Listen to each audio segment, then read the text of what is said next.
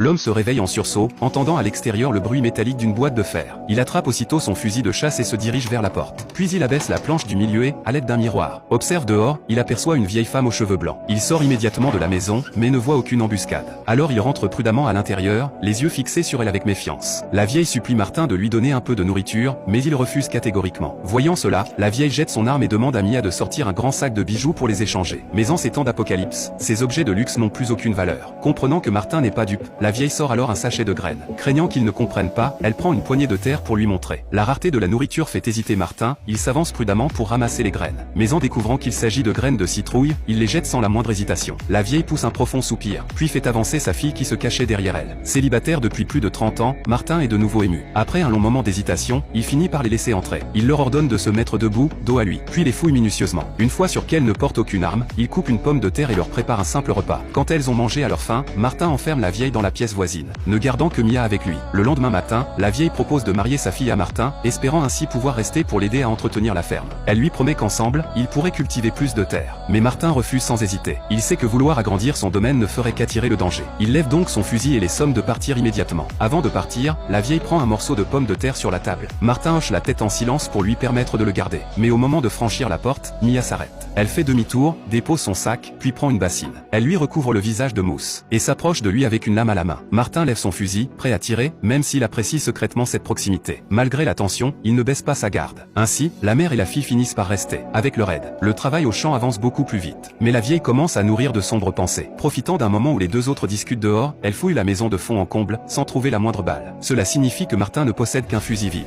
Elle partage sa découverte avec Mia, mais celle-ci lui révèle que Martin garde 2 balles dans la poche de son pantalon. Elle affirme pouvoir les lui voler en pleine nuit. Les deux femmes savent pertinemment qu'une si petite ferme ne pourra jamais nourrir 3 personnes. Elles doivent donc se débarrasser de Martin pour survivre. Cette nuit-là, Mia vole les balles. Le lendemain matin, la vieille s'approche discrètement derrière Martin, prête à le frapper avec une pelle. Mais à ce moment précis, Martin remarque sur le sol une empreinte inconnue. Pendant ce temps, au bord de la rivière, Mia se fait soudain attraper par derrière, une main lui couvre la bouche. Quand Martin arrive sur place, il ne trouve que des bottes abandonnées. Il suit les traces au sol jusqu'à une clairière, devant les hautes herbes. Il s'accroupit pour recharger son fusil, mais découvre alors que les balles ont disparu. Il comprend aussitôt qu'il a été trahi par les deux femmes. Après un court moment d'hésitation, il se relève, prêt à servir d'appât. Non loin de là, un homme est allongé au sol, immobile, tel une bête affamée fixant Martin d'un regard meurtrier.